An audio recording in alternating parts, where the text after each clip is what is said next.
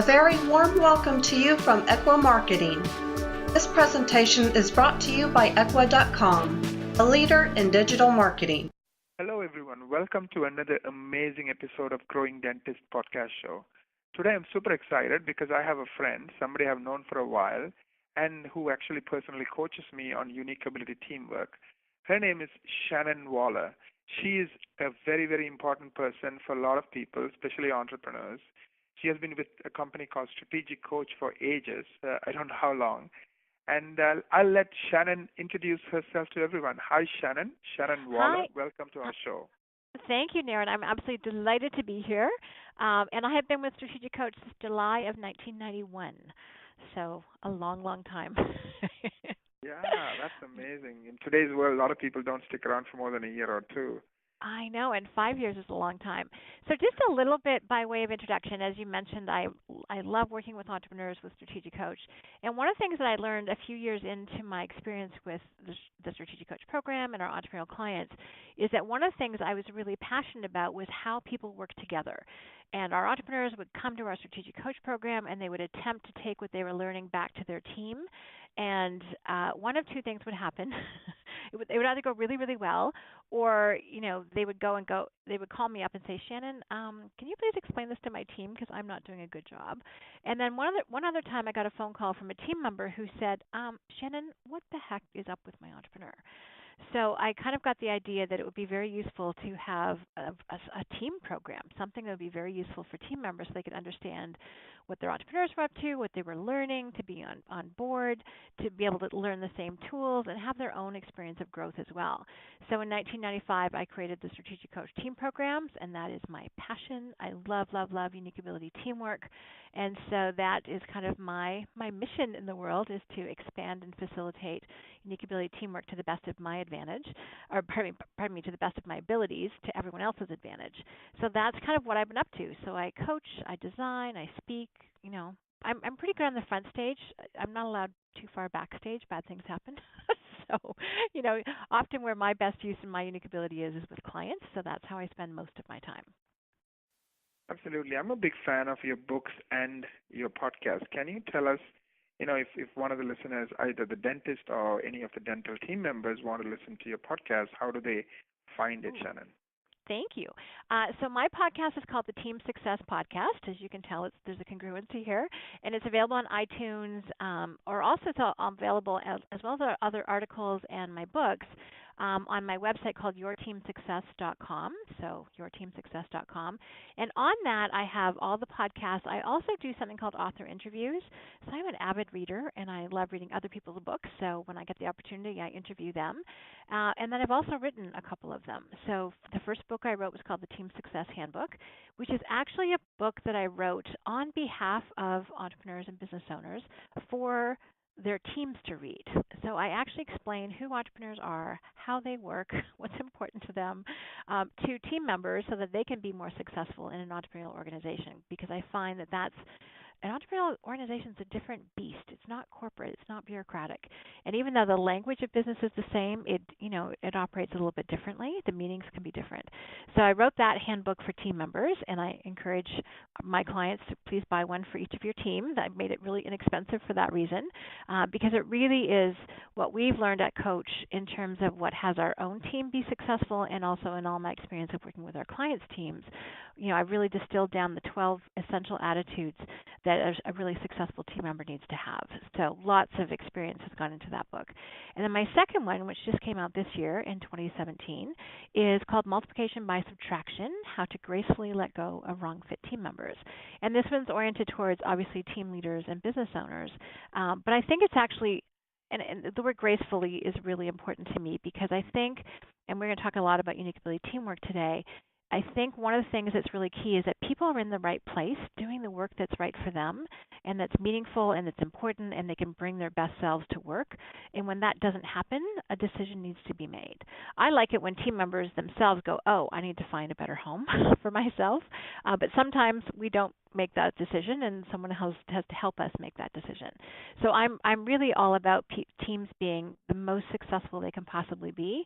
And unfortunately, one of those aspects sometimes is that you have to subtract someone in order to multiply the overall success. So that's what that book's about. And again, it's important to me. And I heard too many horror stories and too many sad stories about when people stayed on too long, or sometimes team leaders were abusing their positions. And when people got clear on how to make the decision, then they could take action. So this book is really about how to help people get clear. But again, it's gracefully, let go and try lots of other things first to make it a fit. And if you can't, then here's what to do. So those are the two books, and I'm, as you can tell, excited about people really having more confidence in how to build their entrepreneurial team so they can be more successful and have a bigger impact in the world. Absolutely, and I love your books because they're easy to read. It's like usually in a plane ride, like like an hour or maybe 90 minutes at the most. It's big picture, big letters and big words, and 100 pages of this, right? So it's awesome. It's really, really good for people who want things in a simple format. Well, I'm someone who not I am distractible, but I also really like to get to the essence of things really quickly. And although I love to read, I really appreciate when people get to the point quickly so I can take action. And that's how I've written my books as well. So yes, they're very bottom line, totally to the point, very actionable, and hopefully fun. I have a sense of humor, and I like to share that. So it's done with hopefully a lot of compassion and a lot of humor, and still, here's how to take action on it. So yes, it should be easily readable in a plane ride between Toronto and Chicago, or something like that. Right.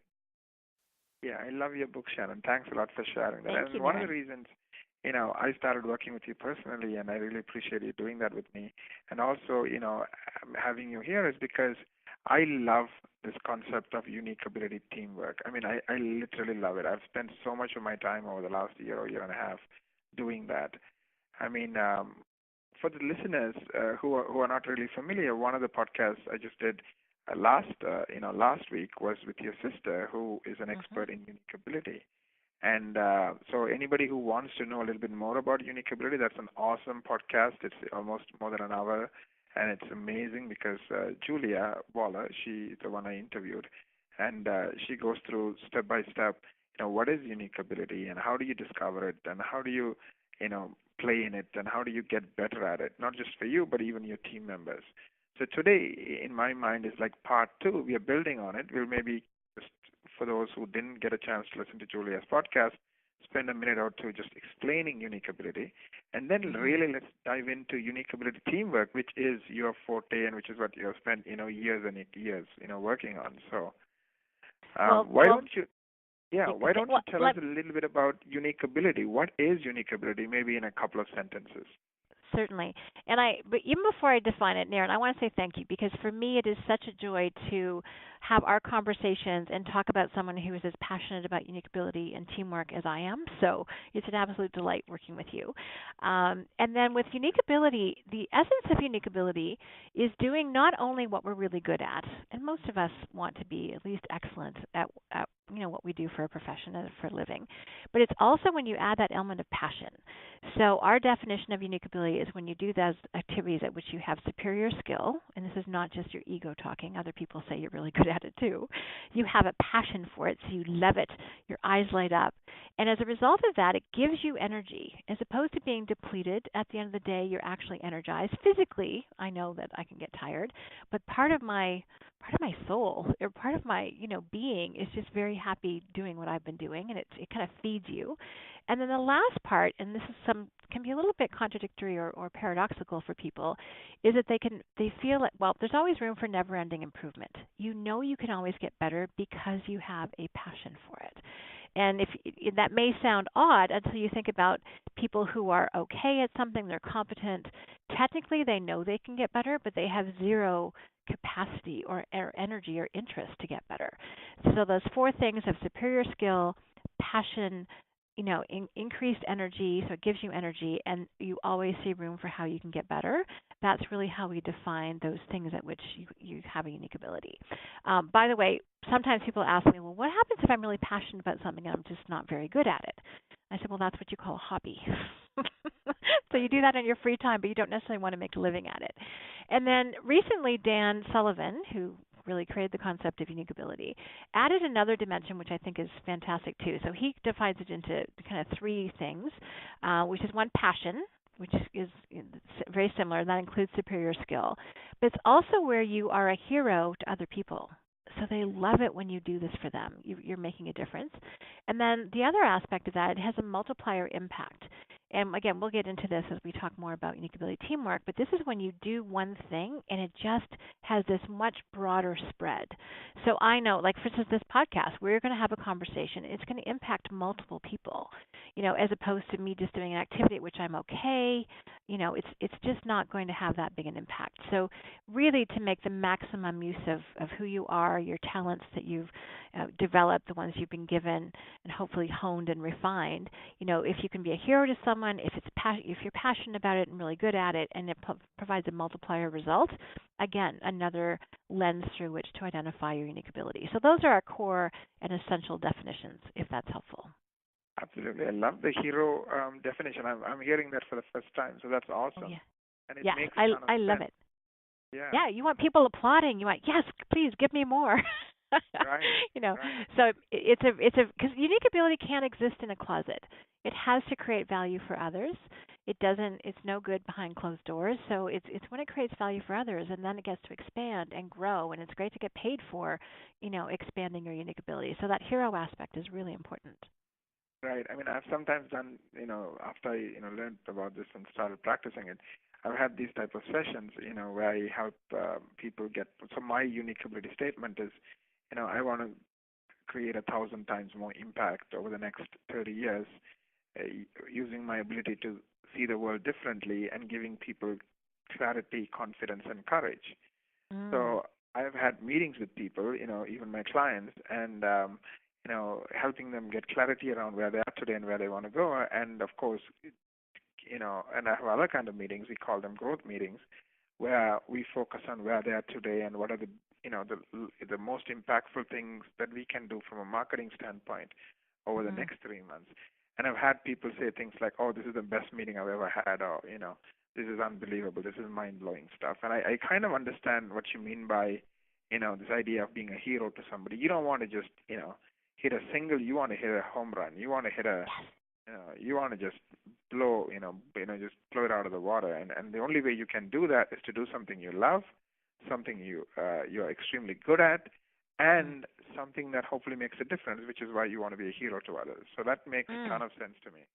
That's perfect. And your example is great too because it has a multiplier impact.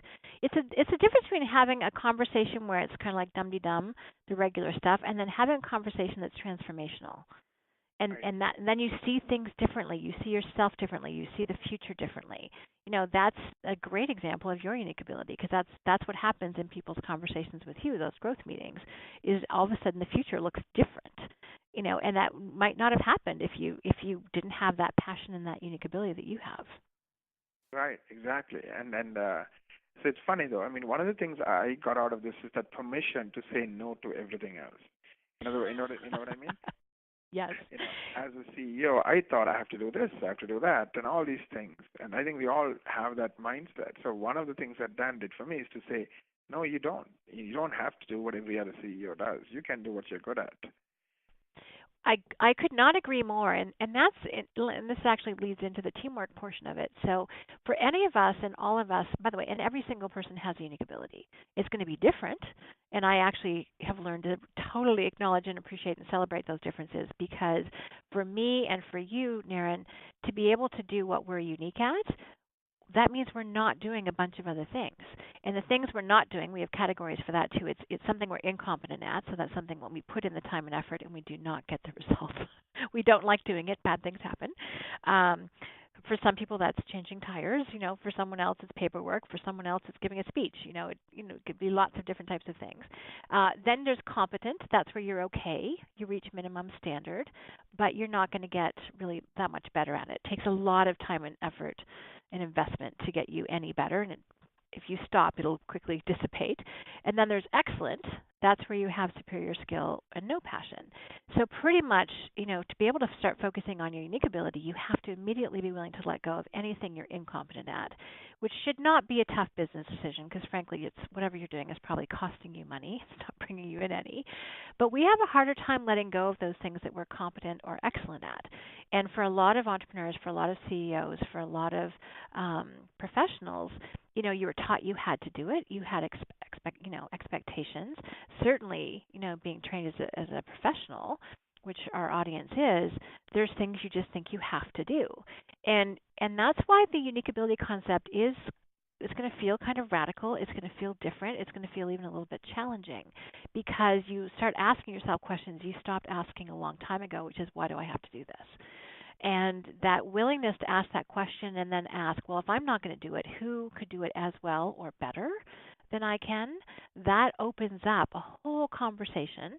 And there's a whole set of skills, by the way, that go along with successful teamwork.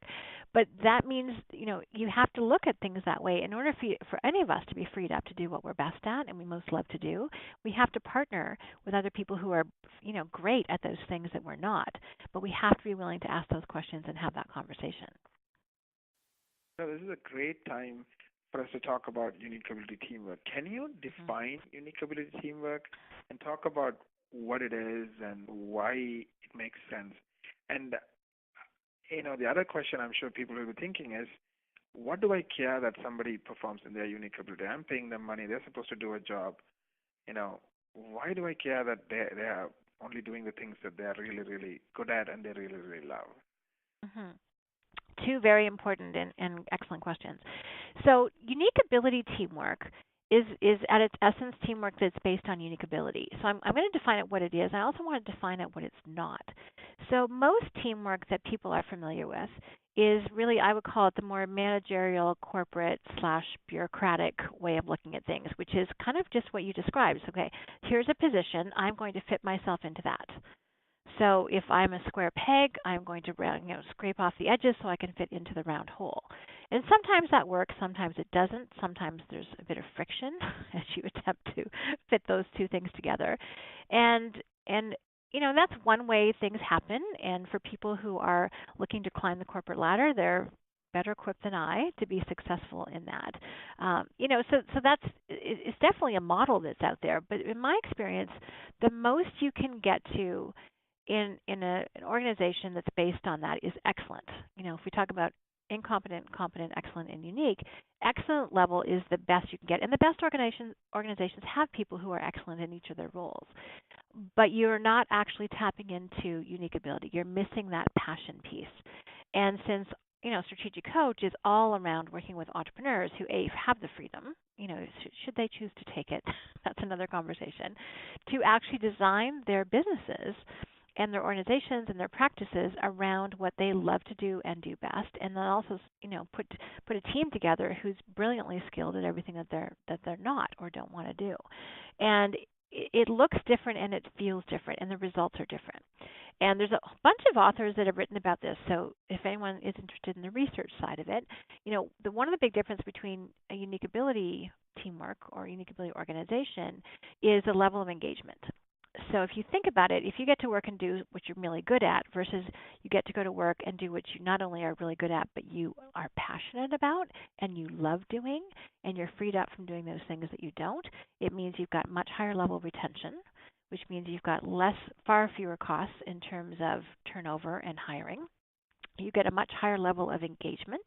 So Gallup has written extensively about engagement levels. They have a ton of stats about the increased productivity and profitability, which I think the last time I read it was anywhere between 10 and 20% increased in when you have engaged employees. And part of that, a lot of this is actually playing to your strengths. And Gallup Strengths Finder is one of the tools we use to help people identify and put language to what they're unique at. So we're quite fond of Gallup for all the research and statistics that they provide. One of my other favorite authors is Dave Logan, who co-wrote a book called Tribal Leadership. And I was so happy when I ran into this book because he described, in my estimation, unique ability teamwork from a totally different point of view. And he's got 5 levels of tribe, but level 3 tribe, the language is, I'm great, you're not. So it's kind of that elbow fighting, working your way up the ladder, squishing people your way up and hoping you don't meet them on the way down. And, and that's 48% of medical practice in the U.S. It's also 48% of corporate and academia. So that represents, in terms of employment in the U.S., about 48%. There's about 25% of organizations that are not what he calls stage 3, but stage 4, which the motto there isn't "I'm great, you're not," but "we're great."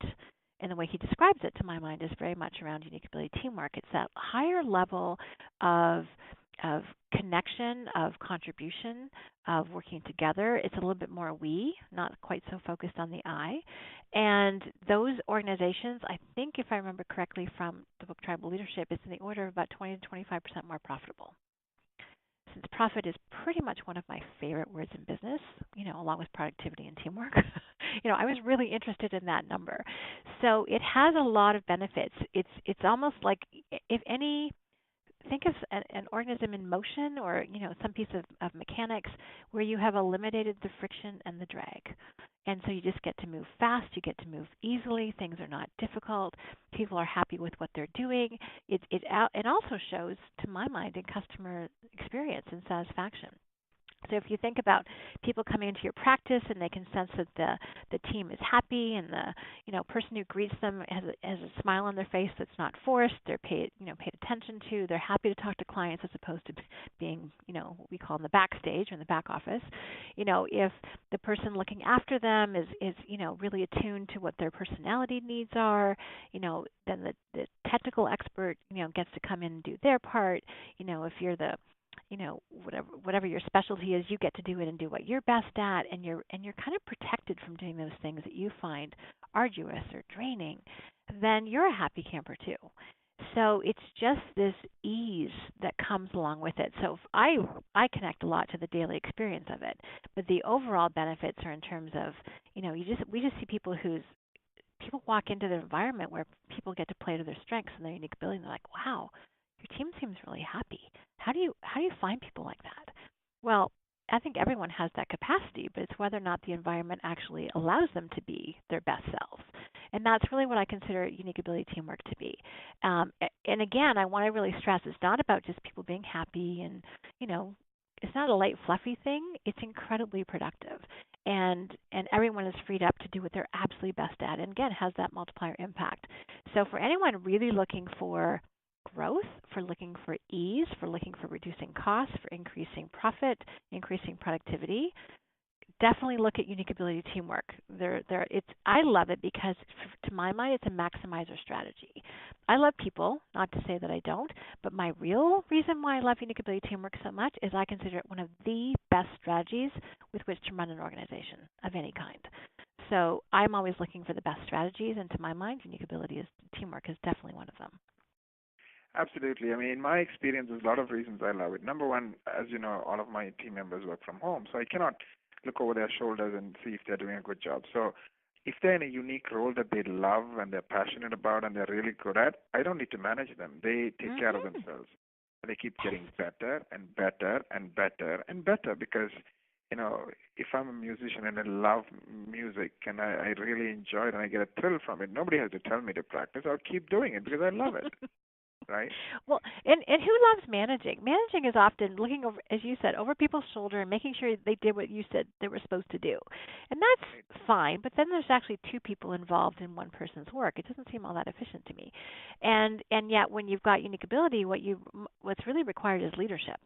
And I know you and I talk about this a lot, and you provide fabulous leadership to your team. Here's the direction we're going. Here are the results we need to help our clients produce. Here's where we're focused. Here's what we want to do. And then your team goes, great, we're on it. Obviously there's more communication than that, but that's essentially what you're doing. You're very clearly out front in leading, which I know for you and for me is a lot more fun than that management. Right. That's just a lot of work. Exactly. And the second reason I love it is because I have never met a human being who does amazing work when they are miserable. Yes. If you showed me somebody, and I'll take notice. But I've never seen somebody who does unbelievable things when they hate their job or hate what they're doing. So why not focus on making them happy? And for me, the other reason I love this is like in the old way of thinking, you work, do something you hate, and then you wait till you're 70, and then you retire, and by the time you have nothing to do and you die. But Mm-hmm. why do we need to do that? Why not? We spend most of our time working. I mean, most of us. Why not love it? So in my case, helping somebody else be happy at work is good for my bottom line, and it's good for them, and it's good for my clients. So it's a win-win-win. I could not agree more. The other thing that's the old style of management, which look up Frederick Taylor, and we really tried to make people like machines. Right. This is an industrial age. Management is a totally industrial age phenomena in terms of how we used to think about people, and it was how can you automate them? How can you make them as predictable as possible? In fact, that's why our school system was designed, so you could have people that were appropriate to go into factories. Hmm, that's actually not what our world is requiring right now. And if you think about almost anything that can be automated, is Right. technology is growing exponentially on multiple dimensions. And so, but what that means is I want technology to handle everything it can do because it does it with an error rate that's far better than human. But that means the human experience I want to have that I have needs to be really special. And I'm willing to pay to have really good experiences with other humans, as some of my clients would say. And I think that's important. And we pay a lot already, if you think about sports and entertainment, to watch people do their unique ability.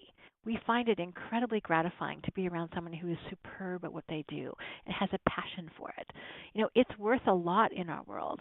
And I think even, you may pay, X dollars for a concert or to go to a sporting event or to go and see a phenomenal play.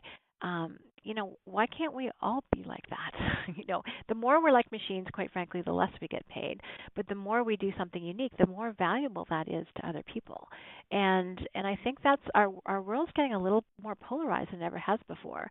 So really figuring out what is people's unique contribution? How can I take advantage of that in the best possible way? What contribution can they make? How can I contribute to them? These are the conversations that we need to start having. And people coming in the workforce, in this age, they want to have meaning behind their work. It's not enough to just have a job and a paycheck. They want to know that what they're doing makes a difference. And so I think this has to be more part of our dialogue and our quote unquote narrative than it ever has been before. This is an important conversation to be having. I agree. In the old days when we created management, there was no machines. Now we have machines to do machines work. I'm talking about Very computers, true. right? So Yes. why do we need humans to be machines? Humans can be humans. Creative. Cooperative. Do wonderful stuff together. One Mhm. of the examples I want to kind of give people a kind of a taste of this, and one of the examples maybe I could think of is Dan's example. He writes a book every quarter, and he only spends a couple of hours or a few hours doing it. So why don't you describe how he creates unique ability teamwork and how everybody is playing their A game in that example? I'm so glad you brought that up because that was one of my examples that I wanted to share. So, I'll just give you a brief context of how this came up. So Dan Sullivan has been coaching for 40 plus years, and one of the things that came kind of out recently is that we just wanted Dan producing a lot of what we call intellectual capital. So this is his knowledge and wisdom and packaged up as best we could. So he made a commitment to write a book every quarter. It's one of those smaller books, 100 pages or less, that you can read on a plane flight, between two relatively close cities. But that was a big commitment, and he actually had no idea how he was going to do it. But this is how Dan approaches goal setting. So he immediately started to pull a team together, and we had a resource of a client called 90-Minute Books that we started working with, which was great because it got it off the ground and helped. Basically you record 90 minutes. They transfer it into a book format, and they actually do great work. But our books ended up needing to be a little bit longer. So about the second book, we needed to get a little bit more information from Dan about one of the concepts that he was writing. And I literally walked by the person's desk, and I said, oh, well, I could go in the studio and ask Dan some questions. She said, really? So we did that. And then we had a writer who actually, took the transcript and drafted the book out of it, and Dan would do some final editing. We have a cartoonist that does some awesome diagrams. And so that's kind of how the book evolved. So we've been doing this now. I think we're just on book number 9. So I'm interviewing Dan next Tuesday on this. And one of the things that emerged as we put together this team. So we've got me. So I go in the studio with Dan and interview him on the concepts that he's outlined that he wants to do for the book. We've got someone who so we get it transcribed externally. We've got our fabulous sound engineer who records everything and makes sure we don't lose it. And then we also, so we have two, first of all, we had one writer and now we have a writer and an editor. So this is a good example of the difference between excellent and unique ability.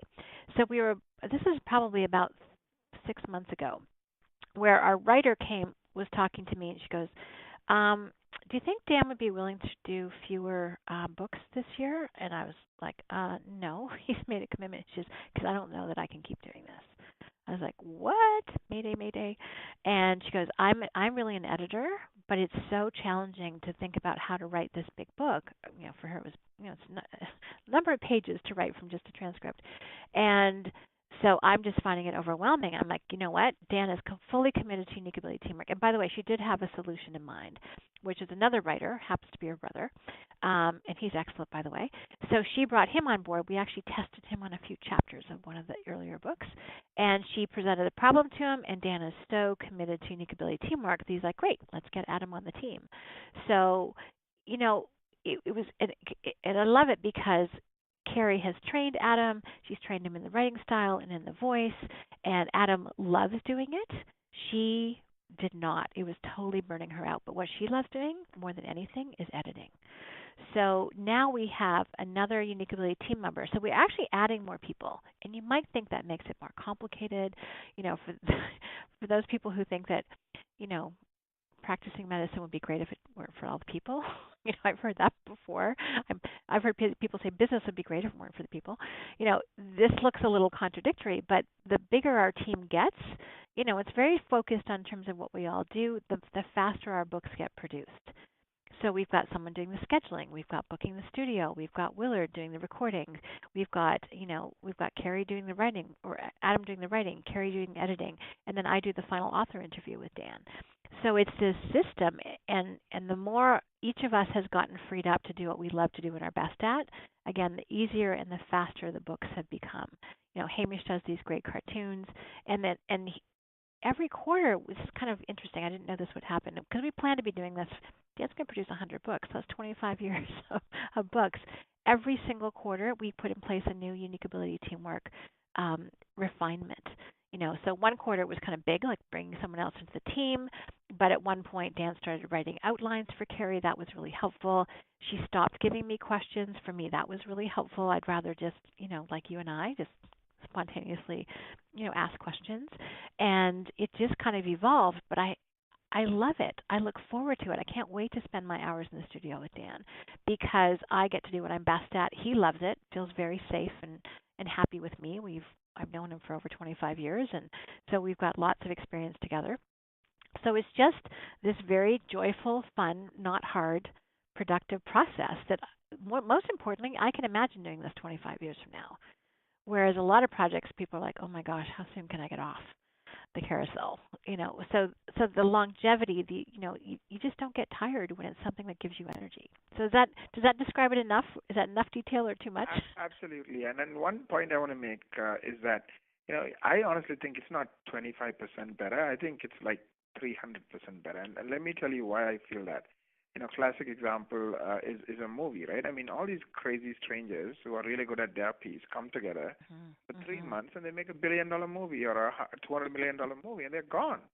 I mean, there's no way you could do $200 million in business in 3 months or 6 months unless all these amazing different people come together and do this together. So I honestly think if you do it right, it's not like a 25% gain. I think it could be like 300, 400% gain. And I totally agree. And I think, if you have one unique ability that has a multiplier impact and then you put them together, they all reinforce one another. So as you said, you get a multiple of that. You get multiple 100% increase. And, Dan, I like hearing him talk about this project because for him, he's like, I didn't know how I was going to do it. Now I know how I'm going to do it. And who knows? Some of the players may come in or come out, but we will keep finding different unique abilities, and the books will keep getting better. And we've added new changes to it. So it just keeps getting richer. We've added so many dimensions to this book. There's now video. There's now audio. There's all these different factors that weren't there before. Go ahead. Right. Yeah, I mean, I know Dan's book. There's a website, there's an audio, there's a video, there is, it gets shared by, to thousands of people, and it goes on and on and on. So that maybe he only spent 3 hours, but all of a sudden that's touching, 5,000 or 10,000 or 20,000 people in a very big, meaningful way. So where can you spend 3 hours, or I don't know how many hours he spends, and get that kind of benefit? Exactly. And think about it. Most people writing a book, the idea of writing one book ever is a big deal. And the idea of writing, and most of the time it has to be a really big book. By the way, people are finding that people read small books. They don't necessarily read the big books. So if anyone's thinking about that, that's a good thing to know. And, so the idea, just imagine the speed. So now we're producing 4 books a year, where most people produce one every 2 years. That's 8 times more productive. And yet there are more people. But there's parts of writing a book that are fun. We actually have figured out that talking books is, talking through the book is the way to go, and recording it. And that's for my next book. Actually, my book and Julia's and a few others on unique ability teamwork, that's our next one, is going to be done in almost the same format as Dan's, except I get to be Dan, which we're looking forward to. So that's, I'm excited by that. And all of a sudden, when we just figured this out this week, because my colleague Jane's going to be writing it, it's like, oh, I don't have to write this book. I can just talk this book. And I just had this sense of ease, because I can write. I'm okay at it. I'm somewhere between competent and excellent, but I'm not unique at it. But I can talk. That's not a problem, as you can probably tell. So the idea of just aligning my ideas and having someone else write it and structure it, oh my gosh, all of a sudden this project's got a lot more fun and will probably happen a lot faster. Right. Let me kind of switch gears a little bit and talk about a dental office, and kind of describe some examples of how I have seen it work in a dental office. So typically, in a dental office, there is a person who's answering the phone. That person's job, in most of the time, of course, each dental office is slightly different, is make the new patient feel welcome. Even the voice, the happy voice, that excited voice, because when somebody's calling and they have done a lot of research, and that's kind of what I do with marketing, they're kind of a bit anxious. They are hoping that, this is what they thought it's going to be. They read the reviews, they went to the website. So that first impression means a lot. Now, let's face it, I'm not a great person in answering phone calls. I'm, a bottom line person. And so if I'm answering the phone calls, I cannot have that happy, smiley face all day long. But there are some people who love people. They just love being on that phone and making people feel like their best friend. So why not let somebody who's really good at it do that? Because doctors spend thousands of dollars, making the phone ring. And if you don't have the right person to make that first impression count, all of those $1,000 are being wasted. And not only that, this person who had one expectation reading the reviews and looking at stuff online now makes that first phone call, and all of a sudden they get a different experience. And now not only do they get disappointed and they don't come through, but they might actually end up writing something saying this office is rude, it's not what I thought it was, and so forth and so forth. So it creates all kinds of issues. Now, the phone is answered. The person is so excited. They are looking forward to coming in. They come in. A lot of times, a lot of dental offices have a, dental assistant or somebody who is like a patient care coordinator, and that person sits down with them and talks to them, and I'm describing an amazing office, right? Finds out what the patient is looking for. Like one of the questions I like Dan, talked about is, if you and I are talking in 3 years, what should happen to your smile? Of course, I modified, took Dan's idea and kind of customized it. What should happen to your smile or your oral health for you to be happy? Now, a dentist doesn't have to have the entire conversation. Somebody else can have that conversation. Somebody else can take notes. And, and some people are good at it, and especially a great dental assistant. She can really make this person feel at home and make them feel like a VIP. And then you have a dentist who has gone for so many years of training, and many of my clients, not only do they go to dental school, but they take on more and more and more training. They get specialized and specialized and specialized. So having an amazing assistant who makes this person feel welcome and at home, and then getting everything ready. So when the dentist walks in, things are ready. I mean, that's amazing, right? And then you have a hygienist, and again, great hygienists are great people at engaging the patients, making them keep coming back and keep coming back and keeping a great oral health, right? And then, of course, when any kind of early signs are there about potential problems, they are the ones who are identifying and sharing with the doctor. So it's almost like, yeah, I know in some offices, dentists do hygiene work, or they have, you know, people answering the phone who really don't want to be there, and they're just doing it for the sake of doing it. And I compare that to this amazing office where everybody's doing what they love, everybody is in their zone, and they just it's like a movie production, right? They all come together and do magic. Yeah, I That's would such like a you. great example. Mhm. Yeah, and I think it's kind of interesting though. We live in a time and an age where you know you have two choices. Either you become cheaper and faster and cheaper and faster, which is kind of like corporate dentistry or corporate medicine. And the problem is, if you are in a private practice, it's really hard to do that and compete with the big boys because they can buy more and hire more, so it'll always be cheaper and faster. So the only game you have is realizing that the other person on the other side is a human being and providing them this amazing experience, and that comes from you know amazing teamwork where each person who's so good at their piece working with the other person who's so good at their piece and just doing magic. Well, I love that example, and I can just picture walking into that office because as a patient, you're going to feel so well taken care of.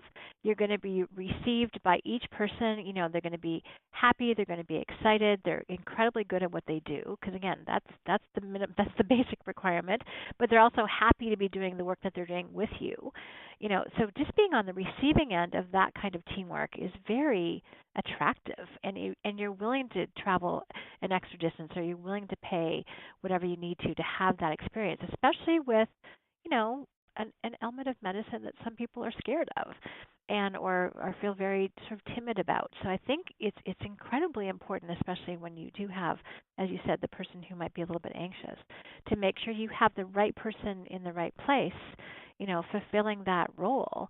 And just some of us are just better suited for other things. I loved how you talked about the fact that you shouldn't necessarily be the one answering the phone. You might be the person who gets to the bottom of the matter, but you want the right person in that role, and you also know that you may not want that person in the back office taking care of all the administration and the insurance forms. That for that person, you want someone who's super focused on the numbers, who's got amazing follow through, who's tenacious. They may not be your front desk person, but they're a brilliant back office person. And really taking the extra effort, and we like to use profiles for that, to find out what makes someone happy and where are they best suited and where can they make the best contribution, and then playing to that strength. It just makes everyone's lives a lot easier, and as you've talked about the experience that much richer for everyone who gets to participate in it. Yeah, and the other thing is when each one of these team members are doing what they love and they're really good at, nobody has to manage them. Nobody has to like, hey, well, you need to smile more, or this person loves to smile. You don't need to tell them to smile. You know what I mean? So it becomes fun and it becomes interesting. So, and I think patients feel it. Patients feel that a happy place from a miserable place. They can. I mean, they're not stupid. I mean, Yeah. they pay attention and they notice these things. And in today's world, and they talk about it. So they'll say, "This is I had this amazing experience," and they put it on their Facebook, or they write a review for you and do wonderful And things. They kind of have this multiply effect. Like getting so good at you know providing that amazing experience that's so unique to you creates this unbelievable, I know because we generate 500,000 phone calls a year for our clients, and wow. some clients are, thank you. I mean, some clients are really good at, you know, providing that amazing experience and really, really, like you said, being a hero to their customers. And again, there's no right formula. So some people are heroes to moms with teenage kids. Some clients are heroes to, an elderly person who wants this amazing denture in a day. So it doesn't matter who you are hero to or how you are doing it. What matters is how do you provide that experience? And I feel the critical success factor is that unique ability teamwork where every person does what they're amazing at and then does it together. I want to share an experience. Actually, this is with my fabulous colleague Nicole, and one of her dentist's office actually came in. So basically, she was invited in for an introductory visit, and they gave her a personality profile. And so they wanted to know who she was. And so basically it was DISC. So DISC stands for, it measures how people are, whether or not they're task or people focused, and whether or not they're fast or even paced. So if you've got the outgoing, fast-paced, task-focused person, they're called D for dominant drivers, and they're going to want to get in and get out, bottom line it, tell me what to do. Okay, good. Think of your entrepreneur, business person, quite often executive. Then you've got your I's, people who are influencing and enthusiastic and really respond to that kind of, being inspired about what they could look like. Then you've got the people who are steadfast, supportive, so reserved and people focused rather than outgoing. And they're the ones who you really want to spend some time with. You want to reassure them that everything's fine, create relationship with them. And then you've got your cautious people who are reserved and task focused, and they really walk through step by step what's going to happen, make sure that they have time to think about it. And so they did the profile with Nicole, and then they matched her up with a dental team who would be a right fit for her personality. And she raves about it. That's how I know about the story. She referred them, she talked about them. She was so impressed with how they do business, and I thought it was quite innovative because I haven't heard of any other dental practice doing that. But very impressive that they really took care to match the patient that they had with the team to make sure that it would be in fact be a good experience. So that to me it allowed for unique ability teamwork that really benefited the patient. And again, just to go back to that multiplier effect that you mentioned, Nicole referred, I don't know how many people, and told how many people about her amazing experience with her dental office. So that kind of example to me, when people are conscious of this aspect of thing and really work to match people together, I think is another cool aspect of unique ability teamwork. It's teamwork with the patient, not just even on your own team. Right. Right. Yeah, I know we can talk about this for like hours and hours. And I was wondering, is there any other thoughts you have? And also, I know you mentioned your podcast, but I want to kind of repeat it again so people can easily grab it, because you have like tons and tons and tons of episodes. I've listened to many of them. So for those who really want to learn more about this, they have lots of places they can go and learn, and it's all free. So. Great. Well, on iTunes, it's called the Team Success Podcast, and just so everyone knows the format. I mean, when I have a particular thought, and usually it's 12 to 15 minutes. So I'll say, "Have you thought about this?" And we'll go through kind of a what, why, and how you can take action on it. And then I get some of the longer ones are interviews with people who've done some neat stuff with teamwork or with regard to having written a great book. So Team Success Podcast is where you can find that. It's also at yourteamsuccess.com. And I think just in terms of closing comments, is I want to encourage everyone to really believe that you can do this for yourself, and not just be stuck with sometimes what you were trained in, or thinking, okay, well, I have a hygienist, I'm filling that slot, and then I've got a front desk person, and they're going to fill that slot, and I've got, my back office person, and they're going to do that. And you don't just look for someone with the right resume or the right curriculum vitae, but you look for someone who is really suited for it and has a passion for it and is going to bring something extra to that role. And I just want everyone to believe that that's actually a possibility, and that you could get freed up from doing what you don't want to do, and so you can have more fun. How great to be freed up from, I don't know if it's paperwork or some of the more technical things or the less technical aspects of your work. I think when you can start to actually, the biggest issue we have with unique ability teamwork is people don't have the mindset that it's even possible. So if you can start to include that in your mindset, then all of a sudden all sorts of possibilities open up that you haven't seen before. And then, as I said, there's some skills that go along with unique teamwork, because it's really about that partnership and how you pass the baton so it doesn't get dropped. I think of, unique ability teamwork as a bit like a relay race, and two rules. One is have the right player in the right place in the race. Second, do not drop the baton. So how you do those handoffs, and those are the kind of things I talk about in the Team Success podcast. So I'm so passionate because I think, as you've been talking about, Naren, when people can experience it, it requires so much less management, so much more of a multiplier, and frankly, it's just more fun and creates a much better experience for your business, which means that you're also going to be much more productive and much more profitable as a result. I'm glad you mentioned the last point. You mentioned, like, like typically people have this defined role and they think you have to do all the 7 things in that defined role. And one of the freedoms I got is that no, you don't. Like, so for example, I've heard somebody talk about this exact example. Like, like there's one dentist, he gets really uncomfortable talking about money. But he thought he had to do it because he was the dentist. But then there's somebody else in his team. They love talking about money and love creating the value for the patient. So before this aha moment, he was trying to do it all and not doing a good job, and only 50% of the patients were accepting treatment. And then he flipped it. This person does what she's good at, and he does what he's good at, and it's magic. Now they're closing 90% of their, I love that story. I worked with actually a team of 3 brothers on unique ability. This is what I was. They hired me to work with them on that.